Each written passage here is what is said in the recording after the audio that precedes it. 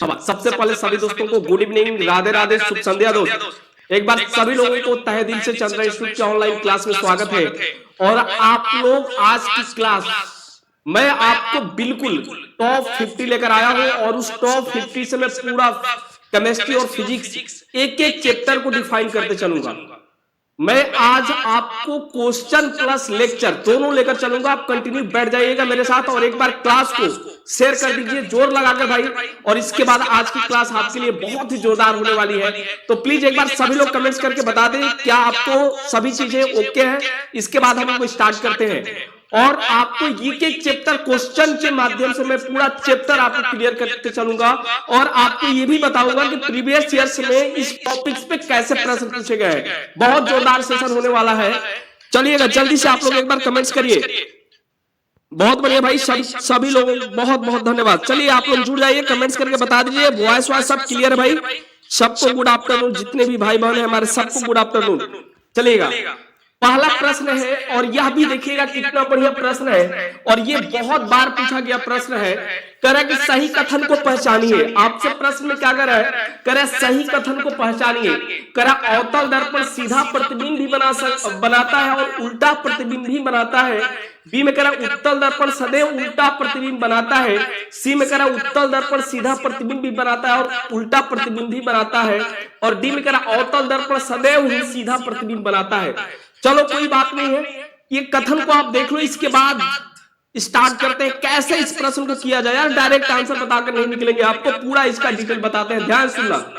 पहले आपको मैं 2-3 बातें बताता हूं और पेन और कॉपी लेकर बैठ जाओ। अगर प्रतिबिंब की बात करते हैं, मैं आज डिफिनेशन नहीं लिखवाऊंगा, केवल और केवल कॉन्सेप्ट बताऊंगा आपको। तो अगर इमेज की बात करते हैं तो इमेज क्या होता है, आप इमेज को डिफाइन करते हो कि किसी बिंदु वस्तु से चलने वाली प्रकाश की किरणें दर्पण से परावर्तन के बाद जिस बिंदु पर मिलती हैं या मिलती हुई प्रतीत होती हैं, उसी बिंदु को क्या कहते हैं भाई, प्रतिबिंब कहते हैं। 3 पॉइंट लिखना, पूरा इमेज आपका क्लियर। प्रतिबिंब की अगर बात करें तो प्रतिबिंब मैंने कहा कि किसी बिंदु वस्तु से चलने वाली प्रकाश की किरणें जिस बिंदु पर मिलती हैं या मिलती हुई प्रतीत होती है, वही बिंदु क्या कहलाता है, प्रतिबिंब कहलाता है। अगर वास्तव में मिलेंगी तो वास्तविक प्रतिबिंब, अगर मिलती हुई प्रतीत होंगी तो दोस्त क्या होगा, आपका आभासी प्रतिबिंब होगा। तो यहां से अगर प्रतिबिंब की बात करें तो प्रतिबिंब जो होता है आपका 2 प्रकार का होता है। एक होता है आपका वास्तविक प्रतिबिंब, ध्यान से सुनना। एक होता है वास्तविक प्रतिबिंब, ठीक है, और एक होता है आपका क्या, आभासी प्रतिबिंब। क्या होता है भाई, आभासी प्रतिबिंब। यहां पे समझना, पहला पॉइंट लिखना, वास्तविक प्रतिबिंब सदैव कैसा होता है भाई, उल्टा होता है। अगर आपसे कहीं भी प्रश्न की बात कर दे वास्तविक प्रतिबिंब होता है तो आप कहिएगा सदैव उल्टा होता है। और छोटा बड़ा कब होगा वो मेरे ऊपर छोड़ दो दोस्त, 2 मिनट में सिखा दूंगा तुमको। ये क्या होता है भाई, सदैव, याद रखना सदैव उल्टा होता है, ध्यान से सुन लो। इसके बाद अगर बात करें तो इसमें जो रिफ्लेक्टेड रे होती है, जो परावर्तित किरण होती है, वास्तव में मिलती है। क्या होती है भाई, लिखिएगा परावर्तित किरण। परावर्तित किरण वास्तव में मिलती है।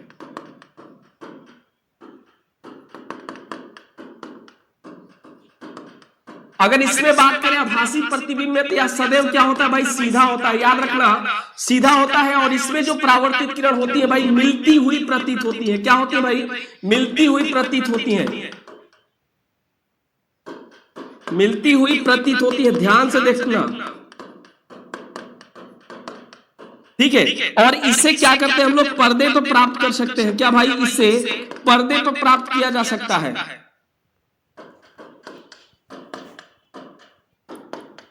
पर्दे पर प्राप्त किया जा सकता है।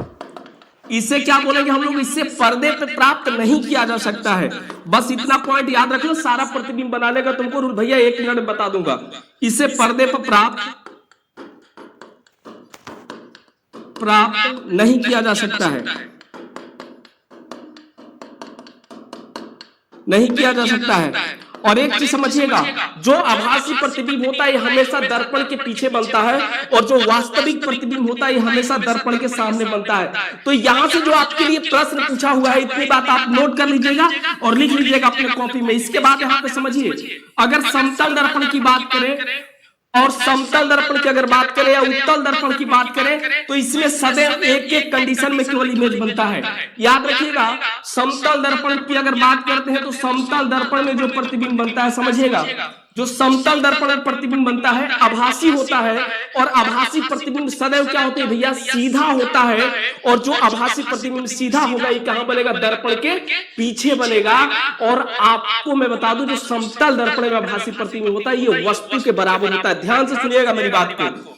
मान लो कि कोई वस्तु है यहाँ पे ए और बी, समतल दर्पण की केस बता रहे हैं। याद रखिएगा, समतल दर्पण तीनों आपको इमेज, जो आप इमेज पढ़ते हैं तीन ही दर्पण होता है, तीनों दर्पण से प्रश्न बनते हैं।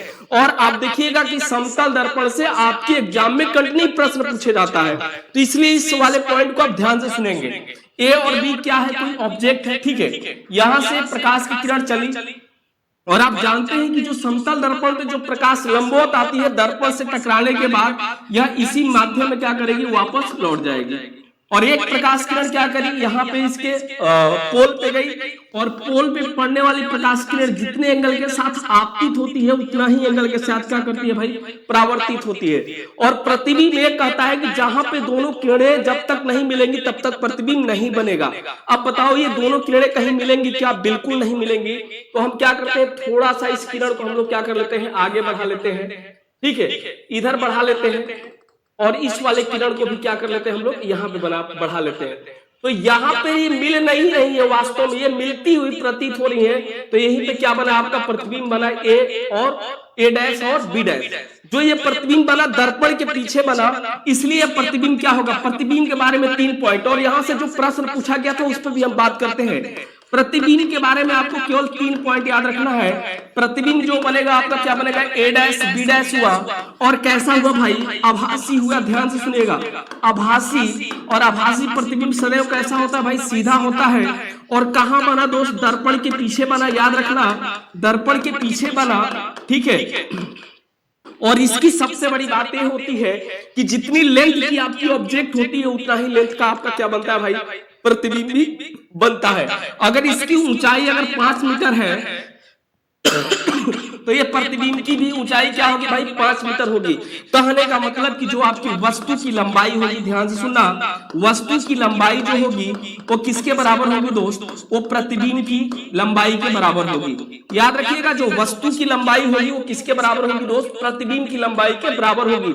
और फिर इसकी चौथी पॉइंट आपको याद रखना होगा कि जितना पोल से जितना दूरी पे आपका ऑब्जेक्ट होगा उतना ही दूरी पर पोल से पीछे आपका क्या बनता है, प्रतिबिंब बनता है। याद रखेंगे, कहने का मतलब कि पी ए और जो होगा ए डैश पी दोनों क्या होंगे भाई, बराबर होंगे।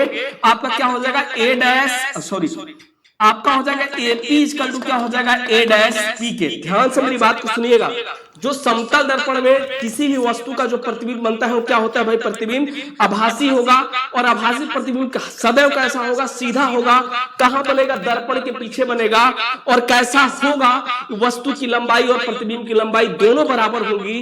और आपको लास्ट में बता दूं, जितना दूरी पे आप ऑब्जेक्ट रखिएगा उतना ही दूरी पे क्या होगा, प्रतिबिंब बनेगा। पिछले टाइम आपसे एक प्रश्न पूछा था कि मंजुला एक लड़की है। ध्यान सुनना, कहा था कि मंजुला एक लड़की है जो समतल दर्पण के सामने 5 मीटर की दूरी पे खड़ी है। ध्यान से सुनो, कह रहा है कि समतल दर्पण के सामने क्या करती है, 5 मीटर की दूरी पे खड़ी है। प्रश्न आया हुआ था, ध्यान से सुनिएगा मेरी बात को। ये कहा था कि मंजुला एक लड़की है जो समतल दर्पण के दूर से 5 मीटर की दूरी पे खड़ी है। ये जितना दूरी पे खड़ी है उतना ही दूरी पे पीछे क्या बनेगा भाई, प्रतिबिंब बनेगा। तो कहने का मतलब अगर ये 5 मीटर की दूरी पे खड़ी है तो 5 मीटर की दूरी पे आपका क्या बनेगा, प्रतिबिंब भी बनेगा। ध्यान से मेरी बात को सुनेंगे। फिर आपसे कहता है कि यह 1 सेंटीमीटर क्या करती है, यह 1 मीटर दर्पण की ओर चलती है। मान लो पहले यहां थी, अब यहाँ पे यह 1 मीटर क्या की, दर्पण की ओर चली। तो अब इसके बीच की दूरी कितनी बची भाई, 4 मीटर बची कि नहीं, ये बताओ। और यह भी इधर 1 मीटर चला तो इसके भी दूरी क्या बची, 4 मीटर भी बची। तो कहा था कि उसके मंजुला की स्थिति और प्रतिबिंब की स्थिति के बीच की दूरी क्या होगी, 4 मीटर ए और 4 मीटर ए, दोनों क्या हो जाएगा भाई, 8 मीटर हो जाएगा। मेरी बात समझ गए होंगे। समतल दर्पण आपको क्लियर, यहां से जो भी इमेज से प्रश्न बनेगा सब ये बातें याद रखना, क्लियर हो गया। अब देखो आते हैं हम लोग अवतल दर्पण की बात करते हैं। ध्यान सुनना, अवतल दर्पण जो होता है दोस्त, अवतल दर्पण में 6 कंडीशन इमेज बनते हैं, ध्यान से सुनिएगा। अवतल दर्पण जो होता है, अवतल दर्पण में 6 कंडीशन में इमेज बनते हैं। कितने कंडीशन में मेरे भाई? 6 कंडीशन में अवतल दर्पण में क्या बनता है भाई? प्रतिबिंब बनता है। ध्यान से सुनिएगा, ये क्या आपका अवतल दर्पण है, ठीक है। अवतल दर्पण क्या होता है? जिसके ऊपर वाले भाग पे पॉलिश कर देते हैं और नीचे वाले भाग से क्या होता है? प्रकाश की किरण का परावर्तन होता है। वो कौन सा दर्पण कहलाता है? आपका अवतल दर्पण कहलाता है। इसके हम लोगों ने क्या किया? दबे वाले मतलब उठे वाले भाग पे पॉलिश कर दिए और दबे वाले भाग से प्रकाश की किरण का क्या हो रहा है भाई? परावर्तन हो रहा है। ये क्या कहलाएगा? अवतल दर्पण।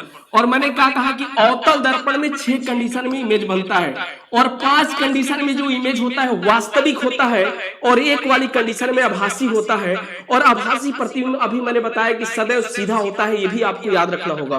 तो यहां से आपको केवल 1 से 6 तक गिनती रखिए याद, और आपको ये प्रतिबिंब बनाना, ये अवतल दर्पण की कंडीशन बता रहा हूं, याद रखिएगा। किसकी दोस्त? अवतल दर्पण की।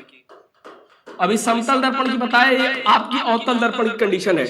देखो आपको क्या करना है भाई? 5 1 से लेकर 6 तक गिनती को लिखना है, ज्यादा नहीं, 1 से लेकर 6 तक, याद होगा सबको। देखो यहाँ पे क्या हुआ आपका? आपका ये होता है फोकस बिंदु, और ये क्या होता है? वक्रता केंद्र, और ये क्या होता है? अनंत। देखो आपको क्या करना है? अनंत पे आप क्या रख लो? 1 को रख लो। अनंत और सी के बीच में क्या रख लो? 2 को रख लो। वक्रता केंद्र सी पर 3 को रख लो, और वक्रता केंद्र सी और फोकस के बीच में आप 4 को रख लो, और फोकस पे आप क्या रख लो? 5 को रख लो, और एफ और पी के बीच में आप क्या रख लो? 6 को रख लो, और एक 6 यहाँ पे बना लो आराम से, ठीक है। इसके बाद अगर बात करते हैं तो यहाँ से सीधा रिवर्स आना है। यहाँ पे आप क्या रखिए? यहाँ पे 1 को रखिए, यहाँ पे आप क्या रखिए? यहाँ पे 2 को रख लीजिए, यहाँ पे आप 3 को रख लीजिए, यहाँ पे आपको क्या रखिए? 4 पे रख लीजिए, और यहाँ पे रख लीजिए आप 5 को। पहली कंडीशन आपसे क्या कहता है? अगर वस्तु कहां पे हो? अनंत पे हो। पहली कंडीशन समझना वस्तु कहां पे हो भाई? अनंत पे हो। समझो, हम लिख रहे हैं, आप लिखते जाना, ज्यादा हम चीजें लिखेंगे नहीं क्योंकि टाइम नहीं है भाई, सब सिलेबस लेकर चलना है। और आपको पता है अगर मैं लाइट पढ़ाऊंगा तो 4 घंटे को लाइट पढ़ाने में लग जाएगा। तो प्लीज आप सपोर्ट करिए, आपको एकदम पॉइंट, एग्जाम के पॉइंट ऑफ व्यू से सभी टॉपिक में डिस्कस कर रहा हूं जहां से प्रश्न बनते हैं। अगर वस्तु अनंत पे हो, कहने का मतलब कि वस्तु 1 पे हो तो 1 से 1 को मिला दो तो आपका प्रतिबिंब कहां बनेगा भाई? फोकस पर बनेगा। ध्यान से सुनना, अगर वस्तु अनंत पे तो प्रतिबिंब फोकस पे दर्पण के सामने बन रहा है, वास्तविक होगा। और वास्तविक प्रतिबिंब सदैव कैसा होता है? उल्टा होता है। ध्यान से मेरी बात को सुनना, अगर वस्तु अनंत पे तो प्रतिबिंब कहां बनता है? प्रतिबिंब के बारे में 3 पॉइंट लिखेंगे आप। प्रतिबिंब के बारे में आप क्या लिखेंगे? 3 पॉइंट लिखेंगे। प्रतिबिंब कैसा होता है दोस्त? वास्तविक होता है। ध्यान से सुनेंगे, प्रतिबिंब कैसा होता है? वास्तविक होता है। और वास्तविक प्रतिबिंब सदैव कैसा होता है? उल्टा होता है। ये भी लिखिएगा, वास्तविक प्रतिबिंब सदैव उल्टा होता है, ठीक है। और कहां बनता है? फोकस पर बनता है, फोकस पर बनता है, ठीक है। और आगे बात करते हैं, कैसा होता है? वस्तु से बहुत छोटा होता है। क्या होता है भाई? वस्तु से बहुत छोटा होता है, याद रखिएगा, वस्तु से बहुत छोटा होता है, बहुत छोटा होता है। वस्तु से क्या होता है? बहुत छोटा होता है। अगर कोई वस्तु अनंत पे तो प्रतिबिंब कहां बनेगा दोस्त? इसका फोकस में बनेगा। कैसा होगा? वास्तविक होगा, उल्टा होगा, और वस्तु से बहुत छोटा होगा। दूसरी कंडीशन ये कहती है कि जब वस्तु कहां हो? अनंत और वक्रता केंद्र सी के बीच में हो तो 2 से 2 को मिला दो भाई। अगर वस्तु अनंत और वक्रता केंद्र सी के बीच में हो तो प्रतिबिंब कहां बनेगा? वक्रता केंद्र सी और फोकस के बीच में बनेगा। अभी भी कैसा होगा? वास्तविक होगा, उल्टा होगा, क्योंकि दर्पण के सामने बन रहा है। और क्या होगा? वस्तु से छोटा होगा। लेकिन प्रतिबिंब अब कहां बनेगा? सी और एफ के बीच में बनेगा। आप ध्यान से मेरी बात को समझिएगा। और तीसरी कंडीशन ये कहती है कि जब वस्तु कहां पे हो? वक्रता केंद्र सी पर हो तो प्रतिबिंब देखो 3 से 3 को मिला दो, कहां बनेगा? वक्रता केंद्र सी पर ही बनेगा। और अभी भी दर्पण के सामने बन रहा है, वास्तविक होगा, उल्टा होगा। वास्तविक, उल्टा, और वस्तु के क्या होता है भाई? बराबर होता है। जितनी लेंथ की आपकी ऑब्जेक्ट होगी उतना ही लेंथ का आपका क्या बनेगा भाई? प्रतिबिंब बनेगा। और आपकी जो चौथी कंडीशन आती है कि जब वस्तु व कर्ता केंद्र सी और फोकस बिंदु एफ के बीच में हो तो जो प्रतिबिंब बनेगा 4 से 4 को मिला दो भाई, अनंत और कर्ता केंद्र सी के बीच में बनेगा। कैसा होगा? वास्तविक होगा, उल्टा होगा। लेकिन अब क्या होगा दोस्त, वस्तु से बड़ा बनेगा और कहां बनेगा? अनंत और सी के बीच में बनेगा। याद रखना, कहां बनेगा दोस्त? अनंत और सी के बीच में बनेगा। और लास्ट 5वीं कंडीशन है कि जब वस्तु को क्या कर दे हम लोग, आप कहां रख दे? फोकस पे रख दे तो प्रतिबिंब अनंत में बनेगा। और आपको मैं बता दूं कैसा होगा, दर्पण के सामने बन रहा है प्रतिबिंब, वास्तविक होगा, उल्टा होगा, ठीक है, और वस्तु से बहुत बड़ा होगा और कहां बनेगा? अनंत में बनेगा। इतनी बातें आपको तो बिल्कुल क्लियर हो गई होगी। अगर नहीं भी होगी तो एक बार वीडियो को देख लेना, पूरा याद हो जाएगा यार, पूरा डायग्राम, कोई ज्यादा कॉम्प्लिकेटेड चीज नहीं है।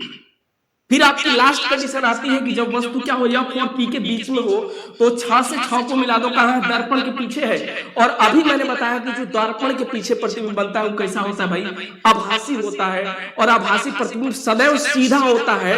और जो अवतल दर्पण में आभासी प्रतिबिंब बनता है वो क्या होता है? वस्तु से बड़ा बनता है। क्या होगा भाई? वस्तु से बड़ा बनता है। याद रखिएगा, अगर आपसे कहेगा कि वह कौन सा दर्पण है जिसमें प्रतिबिंब क्या होता है? आभासी होता है, सीधा होता है, वस्तु से बड़ा बनता है, तो भैया अवतल दर्पण। समतल दर्पण में जो प्रतिबिंब बनता था वो आभासी होता था, सीधा होता था, वस्तु के बराबर बनता था। और जो उत्तल दर्पण में सिर्फ और सिर्फ उत्तल दर्पण में सिर्फ और सिर्फ एक ही कंडीशन में इमेज बनता है, और वो क्या होता है? आभासी होता है। और आभासी प्रतिबिंब सदैव सीधा होता है और वस्तु से हमेशा क्या होता है? छोटा बनता है। बस इतनी बात याद रखिएगा, आपके मामला पूरा सेट है। अगर कोई तकलीफ है तो बिल्कुल बता देंगे। पूरा एकदम तरीका आपका यही है, आप याद रखिएगा। उत्तल दर्पण में प्रतिबिंब, मैं फिर से रिपीट कर देता हूं, उत्तल दर्पण में बना प्रतिबिंब आभासी होता है और आभासी प्रतिबिंब सदैव सीधा होता है। और उत्तल दर्पण में जो आभासी प्रतिबिंब बनता है वस्तु से क्या होता है भाई? छोटा होता है। जो अवतल दर्पण में प्रतिबिंब बनता है आभासी, वो वस्तु से बड़ा होता है। और जो समतल दर्पण में आभासी प्रतिबिंब बनता है वस्तु के बराबर बनता है। इसके अलावा यहां से कोई प्रश्न नहीं आता, देख लो और एक प्रश्न का उत्तर दे दोगे आराम से। आ जाओ इस प्रश्न पे आते हैं, देख लो। करेक्ट, सही कथन को पहचानिए। अब आप कैसे इस प्रश्न का उत्तर नहीं दे पाएंगे भाई? बिल्कुल दे लेंगे। करेक्ट, सही कथन को पहचानिए। करेक्ट, अवतल दर्पण सीधा प्रतिबिंब बनाता है और उल्टा प्रतिबिंब भी बनाता है। बी में करें उत्तल दर्पण सदैव उल्टा प्रतिबिंब बनाता है। सी में करें उत्तल दर्पण सीधा प्रतिबिंब भी बनाता है और उल्टा प्रतिबिंब भी बनाता है। और डी में करें अवतल दर्पण सदैव सीधा प्रतिबिंब बनाता है। बताओ, हमने क्या बताया? उत्तर हो जाएगा ए, अवतल दर्पण सीधा प्रतिबिंब बनाता है, क्योंकि अवतल दर्पण में ही आभासी और वास्तविक दोनों प्रतिबिंब बन रहे हैं। तो उत्तर हो जाएगा भैया ए कि अवतल दर्पण सीधा प्रतिबिंब भी बनाता है और उल्टा प्रतिबिंब भी बनाता है। राइट आंसर क्या हो जाएगा दोस्त? ए हो जाएगा। अब आपको मेरी बात समझ में आ रही होगी। मैं आपको पूरा टॉपिक के साथ पूरी थ्योरी लेकर चलूंगा और एक एक पॉइंट समझाकर चलूंगा। आइए नेक्स्ट क्वेश्चन की ओर बढ़ते हैं। कह रहे प्रश्न में ध्यान से सुनिएगा। करे चींटी के डंक में निम्न में कौन सा अम्ल होता है? क्या कर रहे हैं? चींटी के डंक में निम्नलिखित में कौन सा अम्ल होता है? ए में करे फॉर्मिक एसिड, बी में करे ऑक्जेलिक अम्ल, सी में करे एसिटिक अम्ल और डी में करे एस्कॉर्बिक एसिड। चलिएगा जल्दी से आप लोग इस प्रश्न का उत्तर कमेंट करिए। बहुत बढ़िया प्रश्न है, बहुत जबरदस्त प्रश्न है भाई। सभी लोग भाई एक बार क्लास को शेयर कर दो भाई। जो भी हमारे भाई बहन हैं एक बार क्लास को शेयर कर दीजिए, मैक्सिमम लोगों तक पहुंचाइए। क्लास आज की आपकी बेहतरीन होने वाली है। मैं बहुत कम टाइम में आपको एक अच्छा कंटेंट देकर जाऊंगा, केवल मेरे साथ आप बने रहिए। मैं कहा ना आपको एक बहुत कम टाइम में बहुत अच्छा कंटेंट देकर जाऊंगा आपके लिए। आप केवल मेरे साथ बने रहो भाई। करे चींटी के डंक में निम्नलिखित में कौन सा अम्ल होता है? करेक्ट, फॉर्मिक अम्ल होता है। बी में करें ऑक्जेलिक अम्ल होता है। सी में करें एसिटिक अम्ल होता है। डी में करें एस्कॉर्बिक अम्ल होता है। अगर बात की जाए चींटी के डंक में जो अम्ल होता है दोस्त, वो होता है आपका क्या? फॉर्मिक अम्ल होता है। चींटी के डंक में कौन सा अम्ल होता है? फॉर्मिक अम्ल। चलिएगा यहाँ पे आपको स्क्रीन पे दिखा रहा हूँ और सभी चीजों को आप क्या करिए, जल्दी से आप लोग क्या करिए, स्क्रीनशॉट लीजिएगा। एक साइड है अम्ल और एक साइड है स्रोत। कहा है कि सिट्रिक अम्ल कहाँ पाया जाता है भाई? नींबू, संतरा, टमाटर आदि खट्टे फल में पाया जाता है। याद रखेंगे, सिट्रिक अम्ल कहाँ पाया जाता है? नींबू, संतरा, टमाटर आदि खट्टे फल में पाया जाता है। एसिटिक अम्ल की अगर बात करते हैं तो ये सिरका में पाया जाता है। जो फॉर्मिक एसिड होता है मधुमक्खियों, चींटियों तथा नेटल नामक वनस्पति के कांटों में होता है। लैक्टिक अम्ल जो होता है खट्टे दूध एवं दही में पाया जाता है। एस्कॉर्बिक अम्ल जो होता है आंवला, पपीता और ब्रोकली में पाया जाता है। फिर बात करते हैं टार्टेरिक अम्ल की, तो कच्चा आम, अंगूर, इमली, केला, अनानास में पाया जाता है। ऑक्जेलिक अम्ल की बात करें तो ये पालक और टमाटर में पाया जाता है। और यूरिक अम्ल कहाँ पाया जाता है भाई? मूत्र में पाया जाता है, यूरिन में पाया जाता है। ये सभी चीजों का आप लोग स्क्रीनशॉट लीजिए, आपके लिए बहुत ही शानदार नोट्स है। आपका प्रश्न एक भी इधर से नहीं जाएगा भाई बाहर, क्योंकि हमने जो क्वेश्चन तैयार किया है और जो मैं लेकर आया हूँ आपके लिए, कहां से प्रश्न आएगा, सभी टॉपिक को सम्मिलित किया हूं दोस्त। केवल आप बने रहो मेरे साथ। आगे चलते हैं, करें निम्न में कौन सी ग्रीन हाउस गैस है? आपसे क्या पूछा है, निम्नलिखित में कौन सी ग्रीन हाउस गैस है? करें ऑर्गन है, नाइट्रोजन है, करें कार्बन डाइऑक्साइड है, डी में करें ऑक्सीजन है। बताओ कौन सी ग्रीन हाउस गैस है? अगर ग्रीन हाउस गैस की बात करते हैं तो इसके लिए मेरा ट्रिक याद रख लेना। ट्रिक क्या है दोस्त? बिल्कुल तुमको याद करा देंगे दोस्त। ट्रिक देखो क्या होता है, एक लड़की का नाम होता है, क्या उसका नाम है? मीना। और कोई कहता है ओ मीना, क्या ओ मीना कल काजल लगाना, क्या कल काजल लगाना। समझो कौन कौन सी ओजन गैस मतलब कि ग्रीन हाउस गैसें होती है। मैंने क्या कहा? ओ मीना कल क्या लगाना भाई? काजल लगाना। देखो ओ से क्या हो जाएगा दोस्त? ओजन। जो ओ से क्या होता है भाई? ओजन। याद रखना ओजन। इसका क्या होता है? जो इसका केमिकल फॉर्मूला होता है वो 3 होता है। मी मतलब म से क्या हो जाएगा? मोनो। मी से क्या हो जाएगा भाई? मीथेन। याद रखिएगा मीथेन, जिसका केमिकल फॉर्मूला होता है CH4। ठीक है। ना से क्या हो जाएगा भाई? Nitrous oxide. याद रखिएगा नाइट्रस ऑक्साइड। याद रखेंगे आप लोग। ना से क्या हो जाएगा? नाइट्रस ऑक्साइड, जिसको हम लोग बोलते हैं Na2O से हम लोग डिनोट करते हैं नाइट्रस ऑक्साइड। ठीक है। N2O sorry N2O nitrous oxide. फिर आगे बात करते हैं क्या है? का से क्या हो जाएगा? क्लोरोफ्लोरोकार्बन। कल। ठीक है। याद CFC, जिसे को हम लोग का से क्या बोलेंगे भाई? क्लोरोफ्लोरोकार्बन। ठीक है। कल से क्या हो जाएगा आपका? CFC, जिसको बोलते हैं क्लोरोफ्लोरोकार्बन। और का से क्या हो जाएगा भाई? Carbon dioxide. ठीक है। का से क्या हो जाएगा? याद रखिएगा कार्बन डाइऑक्साइड, कार्बन डाइऑक्साइड। और जल से मतलब क्या हो जाएगा? आप जानते हैं जल वाष्प। ठीक है। ये सब क्या होता है भाई? ये सब के सब आपके क्या होते हैं? ये सब के सब ग्रीन हाउस गैसें होती हैं। तो आपको याद होगा इसमें कौन सा हो जाएगा भैया? C for Chandra is right answer, carbon dioxide. याद रखिएगा कौन कौन सी ग्रीन हाउस गैसें होती हैं। आप ट्रिक लिखिएगा ओ मीना कल काजल लगाना। ओ से हो जाएगा ओजन O3, मी से हो जाएगा मीथेन CH4, ना से हो जाएगा नाइट्रस ऑक्साइड N2O, कल से हो जाएगा मतलब क्लोरोफ्लोरोकार्बन, जिसको हम लोग CFC बोलते हैं। का से हो जाएगा कार्बन डाइऑक्साइड, जल से हो जाएगा जलवाष्प। ये सभी की सभी कौन सी गैसें होती हैं दोस्त? ग्रीन हाउस गैसें होती हैं। याद रखेंगे आप। आगे हमने लिखा भी है, नोट कर लीजिएगा। ठीक है। यहाँ पे नोट भी है, स्क्रीनशॉट ले लेंगे आप। आगे बात करते हैं, क्वेश्चन नंबर आपकी ये 4 है। करें निम्न में कौन सी धातु खनिज नहीं है? करें निम्नलिखित में कौन सी धातु खनिज नहीं है?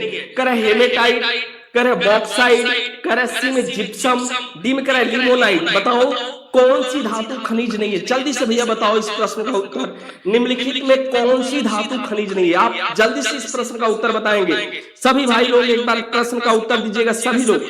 ठीक है। अगर बात करते हैं, कह रहा है कि निम्न में कौन सी धातु खनिज नहीं है, तो भाई उत्तर हो जाएगा C for Chandra is right answer, gypsum. अब देखो एक चीज मैंने आपके लिए बहुत प्यारा सा बनाकर लाया हूं, और याद रखिएगा स्क्रीनशॉट ले लीजिएगा। एल्युमिनियम एक साइड मैंने लिखा है धातु और एक साइड लिखा है अयस्क। जो इंपोर्टेंट है, जो आपके एग्जाम में बार बार पूछे जाते हैं, वही आपके सामने स्क्रीन पर मैं लेकर आया हूँ। यहाँ पे एल्युमिनियम की अगर बात करते हैं दोस्त, तो एल्युमिनियम होता है, इसका अयस्क होता है बॉक्साइड। ठीक है। इसका केमिकल फॉर्मूला ना याद रहे कोई बात नहीं है, लेकिन ये याद रखिएगा कि बॉक्साइड किसका अयस्क होता है दोस्त? एल्युमिनियम का होता है। इसका केमिकल फॉर्मूला Al2O3.2H2O होता है। फिर आपका होता है दूसरा केओलिन, जिसका केमिकल फार्मूला होता है 3Al2O3.6SiO2.2H2O, ठीक है। इसका लेकिन आपको ज्यादा किसका कौन कौन सा याद रखना है, बॉक्साइड याद रखना है, कोरंडम याद रखना है, फ्लेस्पार याद रखना है, क्रायोलाइट याद रखना है। ये बहुत बार एग्जाम में पूछा जाता है। फ्लेस्पार भी किसका अयस्क होता है भाई, एल्युमिनियम का अयस्क होता है। इसका जो आपका केमिकल फार्मूला होता है KALSI3O8 होता है। कोरंडम आप जानते हैं Al2O3 होता है। क्रायोलाइट की बात करते हैं तो Na3AlF6 होता है। इसका एक केमिकल फार्मूला होता है, आप जरूर याद रखिएगा, ठीक है। आगे बात करते हैं दोस्त धातु। आपकी दूसरी धातु होती है कैल्शियम। याद रखिए कैल्शियम, इसका अयस्क होता है कैल्साइट। इसका जो केमिकल फार्मूला होता है CaCO3 होता है। याद रखेंगे कैल्शियम का एक अयस्क होता है जिसका नाम होता है कैल्साइट CaCO3। फिर होता है फ्लूओरस्पर CaF2 होता है। फिर नेक्स्ट आगे बढ़ते हैं, आप लोग स्क्रीनशॉट लेते जाएंगे जल्दी। फिर होता है धातु में आते हैं कॉपर है। कॉपर का जो अयस्क होता है कॉपर गलांस Cu2S होता है। क्यूप्राइट होता है Cu2O होता है। कॉपर पैराइट होता है CuFeS2 होता है। इनका भी स्क्रीनशॉट ले लीजिएगा। जो इंपोर्टेंट है सभी इंपोर्टेंट चीजों को मैं आपके लिख कर लाया हूं और आप देख लेंगे इस चीजों को। आगे बढ़ते हैं, धातु हो गया, जैसे जिंक हो गया। फिर हो गया जिंक की अगर बात करते हैं तो जिंक का जो अयस्क होता है जिंकाइड ZnO होता है। जिंक ब्लेंड ZnS होता है। कैलेमाइन सबसे इंपोर्टेंट, वेरी इंपोर्टेंट, क्योंकि अक्सर पूछ लेता है कैलेमाइन तो लोग अक्सर चले जाते हैं कैल्शियम पे। याद रखेंगे अगर कैलेमाइन होगा तो इसका अयस्क भाई जिंक का होता है। याद रखिएगा इसका जो केमिकल फार्मूला होता है ZnCO3 होता है। याद रखें कैलेमाइन किसका अयस्क भाई, जिंक का अयस्क है। चलो आई होप कि आपको मजा आ रहा होगा। आपको बहुत शॉर्ट मटेरियल में डिलीवर कर रहा हूँ, बस इतना पढ़ना भाई। और आप पिछले हमारी जितनी भी प्रैक्टिस में कराया हूँ उसको देखते जाना, बहुत मजा आएगा आपको। लेड की अगर बात करते हैं तो लेड का जो अयस्क होता है गैलेना PbS, फिर सिरोसाइड PbCO3। ये सब किसका अयस्क होता है दोस्त, सबका सब लेड का अयस्क होता है, ठीक है। आगे बात करते हैं, अगला क्लास आपका है जो आयरन। देखो आयरन की अगर बात करते हैं तो आयरन के जो अयस्क होते हैं हेमाटाइट होता है Fe2O3 होता है, ठीक है। आयरन का जो अयस्क होता है, आयरन धातु है, इसका जो अयस्क होता है हेमेटाइट Fe2O3 होता है। लिमोनाइट 2Fe2O3.3H2O होता है। मैग्नेटाइट Fe3O4 होता है। सीडेराइट FeCO3 होता है। आप याद रखेंगे आयरन का क्या है, अयस्क है। फिर आगे बढ़ते हैं, अगला जो आपके सामने क्वेश्चन देखिएगा, करें